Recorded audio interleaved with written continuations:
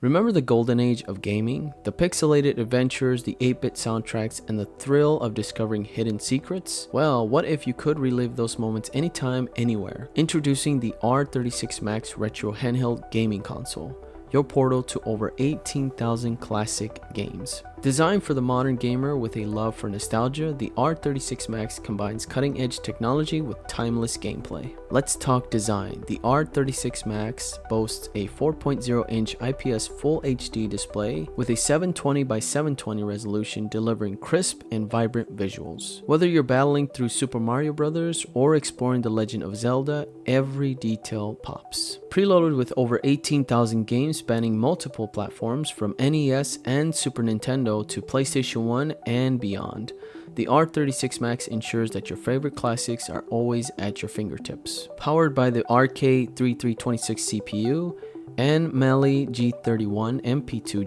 GPU, paired with 1GB of RAM, the R36 Max delivers smooth performance, handling both 2D and select 3D games effortlessly. Concerned about battery life? Don't be. With a 4000 mAh battery, enjoy up to 6 hours of uninterrupted gaming on a single charge. Featuring dual analog sticks, a D-pad, and responsive buttons, the R36 Max offers precise control for a variety of games. Running on an open source Linux system, the R36 Max offers customization options, allowing you to tailor your gaming experience to your preferences. Compact and lightweight, the R36 Max is perfect for gaming on the go. Slip it into your bag and embark on your next adventure. If you're looking for the perfect gift, this console is ideal for gamers of all ages, rekindling the joy of classic gaming. If you're ready to relive the classics, visit ilpc.com and grab your new R36 Max Retro Handheld Gaming Console today.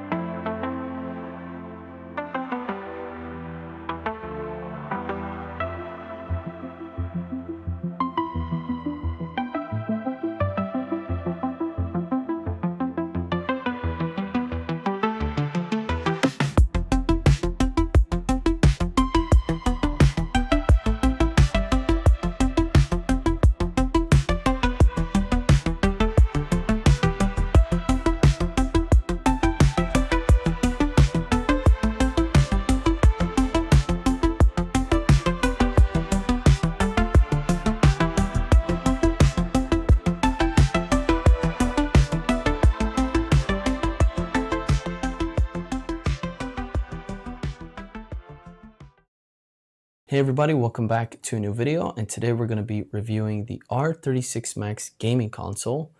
And this handheld has over 18,000 games, so it's one of those controversial consoles or gaming devices out there where you see on AliExpress or Amazon where they have tons of games loaded with different emulators and ROMs at your disposal. And this is probably one of the best ones that I have because of how beautiful this screen is. It's pretty insane. So we're going to take a look at all the details.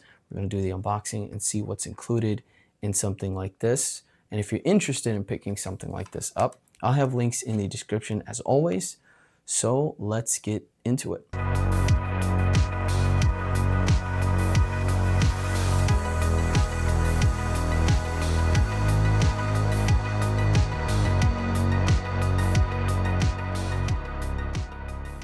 So inside this box, you'll receive obviously the gaming console, and with that gaming console, you'll have a 64GB micro SD card, which is loaded with a bunch of content, and you'll have your Type-C charging cable, and that's very convenient because, you know, a lot of us nowadays are using Type-C charging cables, so it's very, very convenient to have that charging port on this device.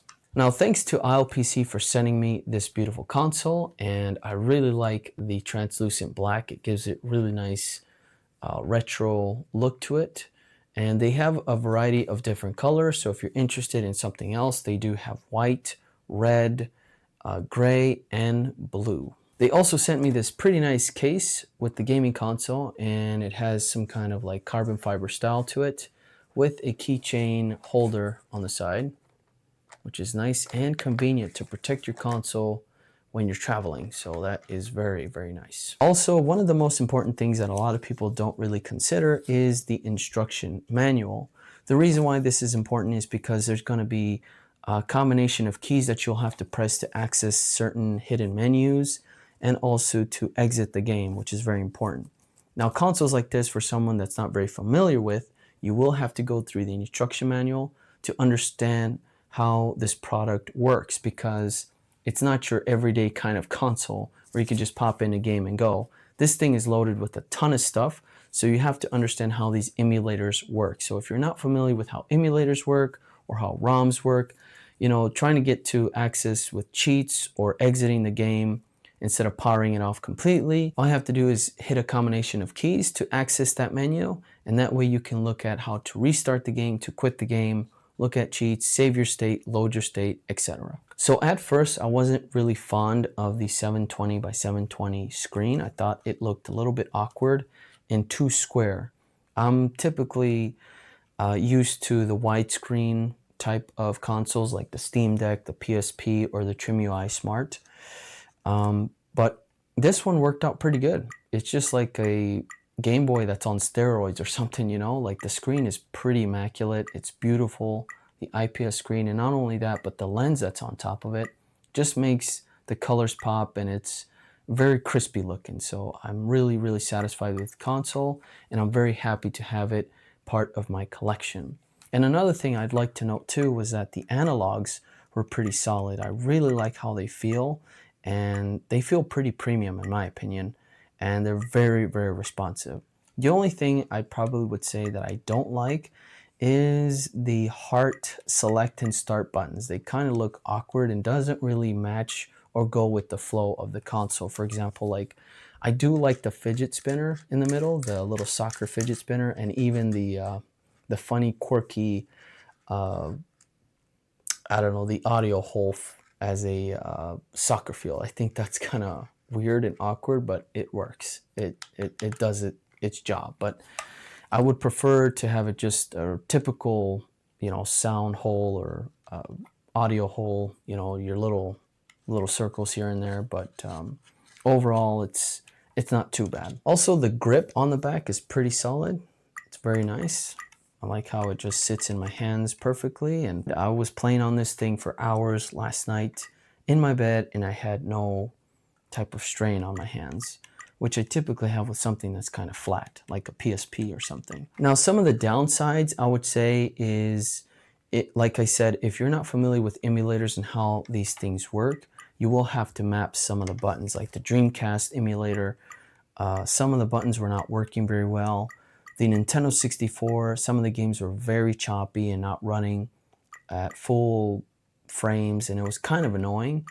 And that means you would have to go into your extra settings, mess around with the graphic settings, and see what you have to tweak to get that game to work, because I know it'll work with the emulator and all the cores and everything that they have installed on here. You should be able to run all the games no problem. You just have to go in there and tweak. But again, with someone that's not familiar with how emulators work and how these settings work, you really have to like dig deep on the internet and look for guides, and there's probably not a lot of guides about something like this. And who knows, I might have to make that kind of video to help people out there. For example, the Nintendo DS emulator, you have to access the dual screen by pressing down on the right analog. So R3 is, I would imagine, the button would be, because on the back is R2 and R1. But pressing R3, you would access the different screen modes for the Nintendo DS emulator. And then you press down on the L3 to access the quick menu. Now for RetroArch and all the other emulators, you typically have to press select and X to access the quick menu. But with the emulator like Nintendo DS, I had to kind of mess around, press a lot of combinations to get to those menus, and I finally got to it. Now, one thing I'd recommend for the people who are manufacturing this stuff is to not add those type of emulators that are just not running right or wouldn't run correctly on a console like this. So it makes it a little bit awkward. And I probably wouldn't recommend to have the Nintendo DS just because of the dual screens and things like that. I'd recommend just getting yourself a DS, jailbreak it, and play your games on there, because it just makes it easier. I wouldn't want to play Nintendo DS games on here when I have a Nintendo 3DS XL right here that's completely jailbroken, ready to go, and I can just play all of my games on there. So I'd highly recommend not to add emulators like that on here, and just stick with the regular emulators that would work on an interface like this. All right, everyone, let's take a closer look at the R36 Max handheld here. And I really like the size of the screen. The button layout is a little bit questionable, and we'll get into that in just a minute. But overall, it's a pretty solid size. And the 4 buttons on the back, and it feels pretty nice in your hands like that. Pretty sweet. So let's compare this console, the size of it, to other consoles that I have here on the side. We'll start with a Game Boy Color. Here's my original Game Boy Color that I got when I graduated 5th grade out of elementary school. You can see how large that screen is. So it's a little bit larger, and I really like this style. Now here is another console that's very similar to that, and that is the Powkiddy. This is the model RGB20S, and it's a bit larger, and the button layouts are a little different. The analogs are at the top, and these are at the bottom. And the difference with these analogs is that these kind of stick out more. You can see there. Sorry, they're a little dusty. They hang on my wall a lot. And these are kind of more leveled with the D-pad and the face buttons there. So it's really nice. I like that. It doesn't stick out as much, and it feels really good. And I was really questioning if that was a good move to have the analogs at the bottom, because it would kind of stress my thumbs a little bit. But no, I was in bed playing for like an hour and a half Punisher on the Capcom Play System 1, and I was having a blast. It was great. So it wasn't that big of a deal, and they feel very smooth, both of the analogs. But yeah, I think it would be a little bit better if they were on the top. But again, not a big deal. I think most people would be using the D-pad and the face buttons here. But yeah, overall, I really like how this feels on the back for your hand placement, your fingers. Now for someone with larger hands, might not work. So who knows? It just all depends on your style. Now let's compare this with the PSP. Here's a PSP 1000.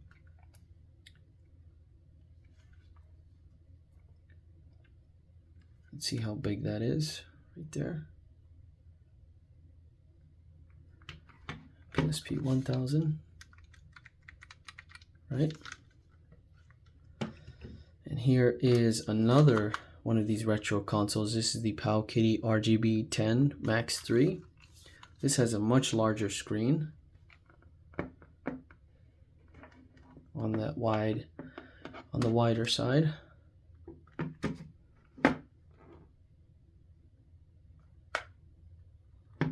And now we're going to finally move on to the Trimu iSmart Pro.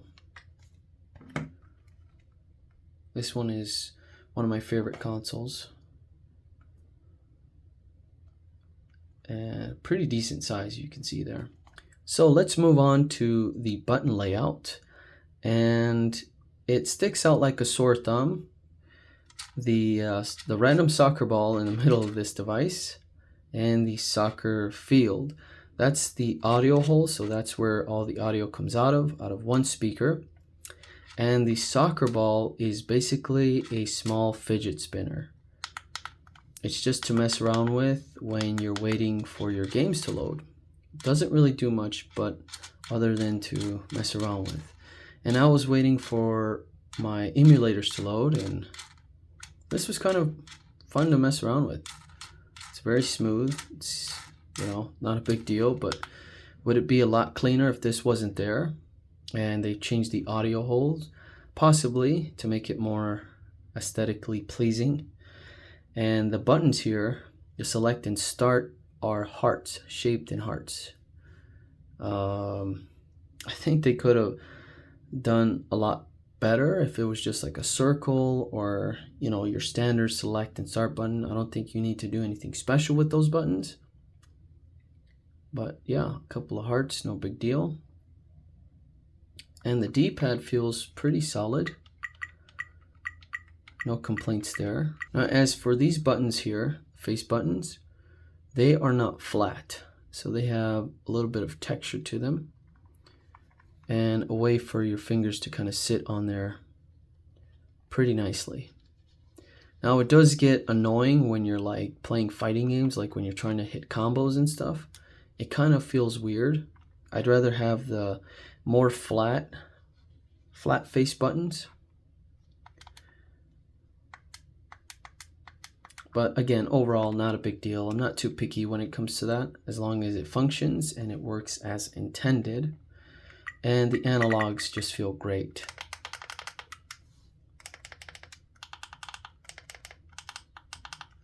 Now, I think you will have to do some work into configuring your button layout. For example, when I try to play a game on Dreamcast, on the Dreamcast emulator, none of the buttons were responsive. I couldn't really move my character, and I had to go into the settings to figure out like how to map my buttons. So you may have to do a little bit of work out of the box, but you know, considering all the things that's included, I think that's not a big deal. And it's very easy to access the back-end menus, or the quick settings menu when you're playing your game. And I tried to connect to my Wi-Fi, but I was having trouble with that. So you can't connect it to the internet, and I'm sure when you do, you can download different theme settings, different wallpapers and things like that for your user interface settings. Because right now we only have 2 themes, and I'm a big fan of themes. I love themes. And this is on the XF book, and the other one is Epic Cody. So let's try Epic Cody. And there's this one. And I found the Epic Cody to kind of lose a little bit of resolution through the wallpapers. I don't know if you guys can see that, but it looks a little choppy or a little blurry. And I don't know if it's the resolution size or what, but makes it hard to see some of the wallpapers. It looks very not so perfect like other consoles would look. Yeah, some of them are more noticeable than others. And you can change the settings on how you'd like to look at the content here. Go to Start under User Settings, and you can change a lot of different things here. You can show different types of information or icons and stuff like that. And it's pretty solid. I really like the interface. It's your basic emulation station setup. And for the most part, it looks like they got all of the artwork, so you don't have to really scrap anything. There are a few games that won't have it, obviously, but for the most part, all of the content is on here, which is really nice.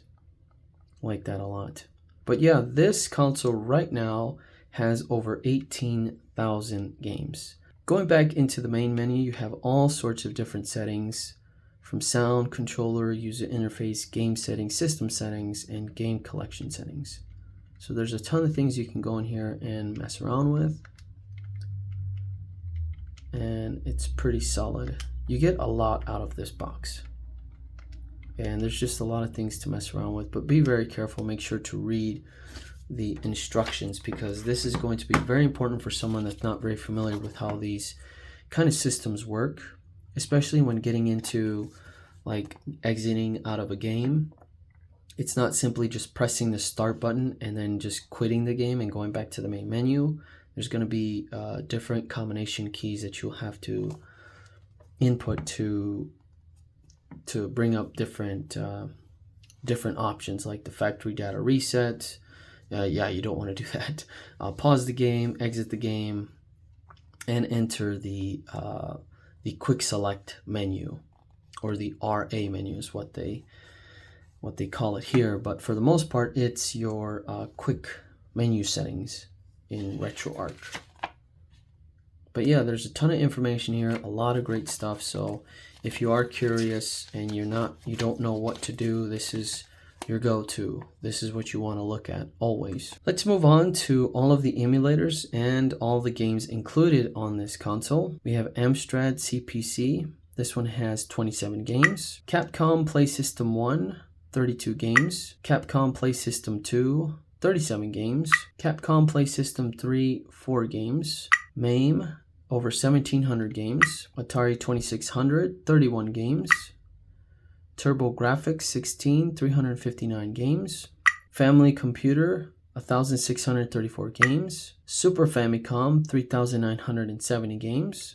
The NES system, 498 games. Super Nintendo, 1,331 games. Nintendo 64, 181 games. Game Boy, 3,670 games. Game Boy Color, 2,097 games. Game Boy Advance, 1,080 games. Nintendo DS, 28 games. SG 1000, 68 games. Sega Genesis, 1,218 games. Sega 32X, 21 games. Dreamcast, 5 games. Game Gear, 261 games. Neo Geo, 187 games. Neo Geo Pocket, 46 games. PlayStation, 23 games. And finally, the PlayStation Portable, 27 games.